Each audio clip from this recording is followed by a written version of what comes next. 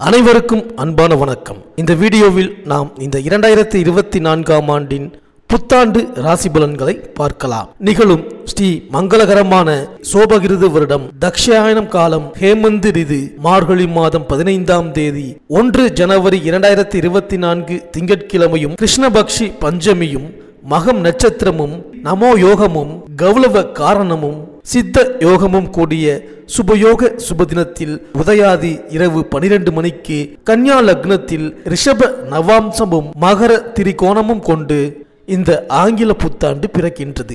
மகம் நட்சத்திரம் சிம்ம ராசி கன்னி லக்னத்தில் புத்தாண்டு பிறக்கின்றது. பிறக்கும் புத்தாண்டில் அனைவரும் சீரும் சிறப்புடனும் ஆயுசுடனும் ஆரோக்கியத்துடனும் அனைத்து விதமான சேமங்கள் பெறவும், திருமணம் கைகூடி வரவும், சந்தான பாக்கியம் கிடைக்கவும், நல்ல வேலை அமையவும், வெளிநாடு பயணம் இனிதே பெறவும், வீடு மனை வாகனம் அமையவும், ஆண்டின் தொடக்க நாளில் இறைவனை திருக்கோவில்களில் சென்று வழிபாடு செய்து வருவது நல்லது. இந்த ஆண்டு சிவனுக்கும் விநாயகருக்கும் உகந்த நட்சத்திரமான சுவாதி நட்சத்திரத்தில் பிறக்கின்றது. மண்ணில் வாழும் மக்களுக்கு எல்லாம் பொன்னும் பொருளும் யோகமும் செல்வாக்கும் சொல்வாக்கும் இன்னும் பெருகும். கன்னியர்களின் கவலை தீரவும், காளையர்களுக்கு நல்ல உத்தியோகம் கிடைத்திடவும், எண்ணிய காரியங்கள் எளிதில் நிறைவேறவும், தைரியஸ்தானத்தில் இருக்கும் லக்னாதிபதி புதனுக்கு உகந்த தேவதையான ஸ்ரீமன் நாராயணனையும் மகம் நட்சத்திரத்திற்கு உகந்த தேவதையான விநாயகரையும் வணங்கி வர அனைத்தும் நிறைவேறும். மேலும் இந்த புத்தாண்டு பிறக்கும் பொழுது பலரும் இந்த புத்தாண்டு நமக்கு எப்படி இருக்கும், பொருள் வரவை பெருக்குமா, புதிய பாதையை காட்டுமா, தொழில் வெற்றி நடை போடுமா என்றெல்லாம் சிந்திப்பது வழக்கம். அதற்கெல்லாம் விடை கூறும் விதத்தில் 12 ராசிகளுக்கு உரிய பலன்களும் போராட்ட வாழ்க்கை பூந்தோட்டமாக மாறுவதற்கான வழிபாடுகளும் உங்களுக்கு துல்லியமாக இணைத்து கொடுக்கப்பட்டுள்ளது. இந்த புத்தாண்டில் விருச்சிகத்தில் சுக்கிரபலம் இருப்பதால் மழை வளம் அதிகரிக்கும். சனி செவ்வாய் சம்பந்தப்படும் நேரத்தில் கடல் கொந்தளிப்பு, வெள்ளப்பெருக்கு, இடச்சரிவு போன்ற இயற்கை சீற்றங்கள் உருவாகலாம். மளிகை பொருட்கள் காய்கறிகளின் விலை உயரலாம். தங்கம் வெள்ளி விலை குறைய வாய்ப்பு இல்லை. பெட்ரோல் டீசல் எரிவாயு விலை சீராக இருக்கும். நோய் தொற்றில் இருந்து மக்கள் பாதுகாப்பாக இருக்க வேண்டும். தேர்தல் களம் சூடுபிடிக்கும். ஜோதிட சாஸ்திரத்தில் சனி பகவானை ஆயுள்காரகன் என்றும் அழைப்பார்கள். தராசு சின்னம் கொண்ட துலாம் ராசியில் அவர் உச்சம் பெறுவதால் அவரை நீதிமான் என்றும் நியாயவான் என்றும் சொல்வது வழக்கம். அவர் ஆதிக்கத்துக்கு உரிய ஆண்டு என்பதால் நீதிக்கும் நியாயத்திற்கும் முக்கியத்துவம் கிடைக்கும். இந்த ஆண்டு பல நல்ல சம்பவங்கள் நடைபெறலாம். கும்பராசியில் தற்சமயம் சனி பகவான் சஞ்சரிப்பதால் குட முழுக்கு விழாக்கள், ஆலய திருப்பணிகள் நடைபெறும். ஆன்மீக நாட்டம் அதிகரிக்கும். ஆன்மீகம், ஜோதிடம், பத்திரிகை, எழுத்துக்கலை, கணிப்பொறித்துறை, இரும்பு இயந்திரத்துறை ஆகிய துறைகளில் மிகுந்த வளர்ச்சியும் அதில் பணியாற்றுபவர்களுக்கு யோகமும் தரும் விதத்தில் இந்த ஆண்டு அமையப் போகின்றது. சனியின் பாதிப்பிலிருந்து விடுபட விநாயகர், அனுமன், சனி பகவானை வழிபடுவது நல்லது. இந்த 2024ஆம் ஆண்டு தொடக்கத்தில் கிரகங்களின் சஞ்சாரத்தை பார்த்தால் மேஷத்தில் குரு, சிம்மத்தில் சந்திரன், கன்னியா ராசியில் கேது, விருச்சிகத்தில் புதன் சுக்கிரன், தனுசு ராசியில் சூரியன் செவ்வாய், கும்பராசியில் சனி, மீனராசியில் ராகு என 2024ஆம் ஆண்டின் தொடக்கத்தில் கிரகங்கள் சஞ்சரிக்கின்றன. 1/5/2024 புதன்கிழமை மாலை 5:21 மணிக்கு கார்த்திகை நட்சத்திரம் 2ஆம் பாதத்தில் ரிஷபராசிக்கு குரு பகவான் பெயர்ச்சியாகின்றார். மேலும் குரு பகவான் 15/10/2024 முதல் 31/12/2024 வரை ரிஷபராசியில் வக்ரம் பெற்று சஞ்சரிக்கின்றார். மேலும் சனி பகவான் வருகின்ற 19/6/2024 முதல் 4/11/2024 வரை கும்பராசியிலேயே சனி பகவான் வக்ரம் பெறுகின்றார்.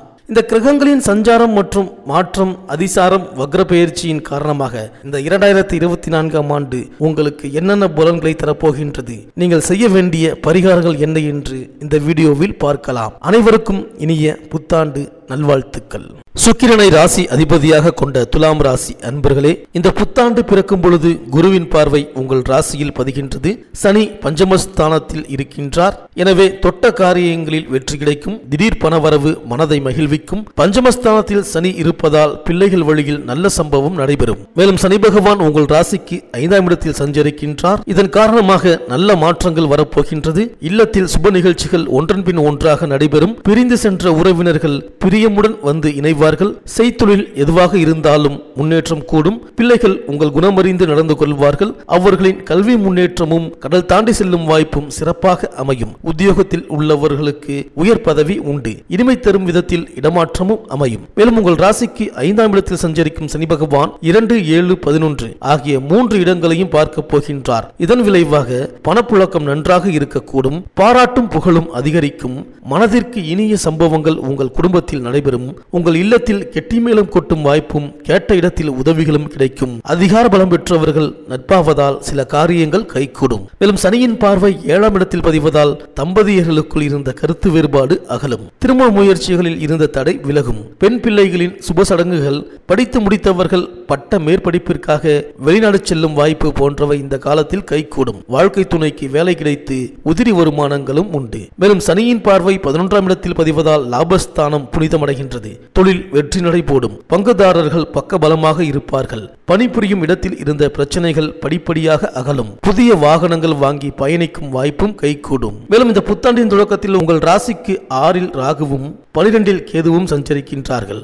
6இல் ராகு இருந்து குரு கேந்திரத்தில் இருந்தால் அஷ்டலட்சுமி யோகம் செயல்படும். எனவே பொருளாதாரம் திருப்திகரமாக இருக்கும். தொழிலில் இருந்த குறுக்கீடு அகலும். 2இல் புதனும் சுக்கிரனும் இணைந்திருக்கின்றார்கள். இந்த புத சுக்கிர யோகத்தின் விளைவாக வீடு அல்லது தொழில் நிறுவனம் கட்ட முயற்சிப்பீர்கள். பங்கு சந்தை வியாபாரத்தில் ஏற்பட்ட சறுக்கல்கள் சரியாகும். சூரியன் செவ்வாய் இரண்டும் சகாயஸ்தானத்தில் சஞ்சரிப்பதால் பொது வாழ்வில் உள்ளவர்களுக்கு பொறுப்புகள் கிடைக்கும். கூட்டாளிகள் அனைவரும் சேர்ந்து உங்களையே முழு நிர்வாகத்தையும் பார்க்கும்படி ஆதரவு தருவார்கள். உடன்பிறப்புகளின் திருமண கனவு நனவாகும். 5இல் சனி இருப்பது யோகம்தான். பிள்ளைகளுக்கு மேல்நாட்டு படிப்பும் படிப்பிற்கு ஏற்ற வேலையும் கிடைக்கும். பாக பிரிவினை நல்லபடியாக முடியும். ராகு கேதுக்களின் ஆதிக்கம் மேலோங்கி இருப்பதால் சர்ப்ப பரிகாரங்களை செய்து கொள்ளுங்கள். மேலும் இந்த புத்தாண்டின் தொடக்கத்தில் உங்கள் ராசிக்கு 7ஆம் இடத்தில் இருக்கும் குரு பகவான் உங்கள் ராசியை பார்க்கின்றார். அவரது பார்வை 1, 3, 11 ஆகிய இடங்களில் பதிகின்றது. ஆரோக்கியம் சீராகி ஆனந்தப்படுத்தும். அதிகார வர்க்கத்தினரின் ஆதரவோடு புதிய முயற்சிகளில் வெற்றி காண்பீர்கள். 7இல் குரு இருப்பதால் வாழ்வில் வசந்தம் வரும். உடன்பிறப்புகள் உங்கள் குணமறிந்து நடந்து கொள்வார்கள். இதுவரை நஷ்டத்தில் சிக்கியிருந்த தொழில் இப்பொழுது லாபத்தில் இயங்க தொடங்கும். மேலும் 1/5/2024 அன்று கார்த்திகை நட்சத்திரம் 2ஆம் பாதத்தில் பயிற்சியாகும் குரு பகவான் ரிஷபராசிக்கு செல்கின்றார். அங்கிருந்து 2, 4, 12 ஆகிய இடங்களை பார்க்கின்றார். எனவே குடும்பஸ்தானம் பலப்படுகின்றது. கொடுக்கல் வாங்கல்களில் திருப்தி இருக்கும். கடன் சுமை பாதிக்கு மேல் குறையும். சுப விரயங்கள் அதிகரிக்கும். கொடுத்த வாக்கை காப்பாற்றுவீர்கள். தாய் தந்தையரின் ஆதரவு பெருகும். அஷ்டமத்து குருவின் ஆதிக்கம் இருப்பதால் குடும்ப பிரச்சனை படிப்படியாக மாறும். குருவின் பார்வை 4ஆம் இடத்தில் பதிவதால் ஒரு சிலருக்கு வீடு கட்டும் வாய்ப்பும் இடம் பூமி வாங்கும் வாய்ப்பும் கிடைக்கும். பழைய சொத்துக்களை விற்றுவிட்டு ஒரு சிலர் புதிய சொத்துக்களை வாங்குவீர்கள். ஆன்மீக நாட்டம் அதிகரிக்கும். உத்தியோகத்தில் வெளிநாடு சென்று பணிபுரிய நினைத்தவர்கள் அது கைகூடி மகிழ்வீர்கள். தாயின் உடல் நலம் சீராகும். மேலும் குருவின் பார்வை 12ஆம் இடத்தில் பதிவதால் பயணங்கள் அதிகரிக்கும். வேலைப்பளுவின் காரணமாக குறிப்பிட்ட நேரத்தில் உணவருந்த இயலாது எல்லாவற்றையும் இழுத்து போட்டுக் கொண்டு பார்ப்பதன் காரணமாக உடல் ஆரோக்கியம் சீர்கிடும். உத்தியோகத்தில் திடீர் மாற்றங்கள் வந்து சேரும். அசையா சொத்துக்கள் வாங்குவதில் ஆர்வம் காட்டுவீர்கள். பிறரை நம்பி ஒப்படைத்த பொறுப்புகள் நடைபெறாமல் போகலாம். பொது வாழ்வில் ஈடுபட்டு இருப்பவர்களுக்கு பொறுப்புகளில் மாற்றம் உண்டு. வியாழந்தோறும் குருகவசம் பாடி குருவை வழிபடுங்கள். மேலும் உங்கள் ராசிக்கு 6ஆம் இடத்தில் ராகுவும் 12ஆம் இடத்தில் கேதுவும் சஞ்சரிக்கின்றார்கள். எனவே எதிரிகள் விலகுவார்கள். எதிர்பார்த்த உத்தியோகம் கிடைக்கும். தொழில் முயற்சிக்கு நண்பர்கள் உறுதுணையாக இருப்பார்கள். உத்தியோகத்தில் உள்ளவர்களுக்கு உயர் பதவியும் ஊதிய உயர்வும் உண்டு. 12இல் கேது சஞ்சரிப்பதால் ஆன்மீகம் நாட்டம் அதிகரிக்கும். வருமானம் போதுமானதாக இருக்கும். வீடு கட்டுவது அல்லது கட்டிய வீட்டை வாங்குவது பற்றி சிந்திப்பீர்கள். உத்தியோகத்தில் உள்ளவர்களுக்கு நீண்ட தூரத்திற்கான மாறுதல் ஏற்படலாம். பதவி உயர்வை முன்னிட்டு ஒரு சிலர் குடும்பத்தை விட்டு பிரிந்து சென்று வேலை பார்க்க நேரிடும். ஆலய திருப்பணிகளை முன்னின்று நடத்தும் யோகமும் உண்டு. மேலும் சனியின் வக்ர காலத்தில் ஆரோக்கிய தொல்லை அதிகரிக்கும். உத்தியோகத்தில் வீண் பழிகள் உருவாகலாம். உங்கள் திறமைக்கு உரிய அங்கீகாரம் கிடைக்காது. குறிப்பாக கொடுக்கல் வாங்கல்களில் ஏமாற்றத்தை சந்திக்க நேரிடும். யாரையும் நம்பி பண பொறுப்புகளை ஒப்படைக்க வேண்டாம். எதிர்மறை சிந்தனைகளை தவிர்த்து நேர்மறை சிந்தனைகளை மேற்கொள்ளுங்கள். குருவின் வக்ர காலத்தில் பல நல்ல சம்பவங்கள் நடைபெறும். உங்கள் ராசிநாதன் சுக்கிரனுக்கு குரு பகவான் பகை கிரகம் என்பதால் இந்த வக்ர காலத்தில் நல்ல மாற்றம் வரும். செயல்பாட்டில் வெற்றி கிடைக்கும். பணப்பற்றாக்குறை அகலும். இந்த துலாம் ராசி பெண்களுக்கு இந்த புத்தாண்டில் உடல் நலம் சீராகும். உற்சாகத்துடன் செயல்பட எதிர்மறை கருத்துக்களை தவிர்த்து நேர்மறை கருத்துக்களை மேற்கொள்வது நல்லது. கணவன் மனைவிக்குள்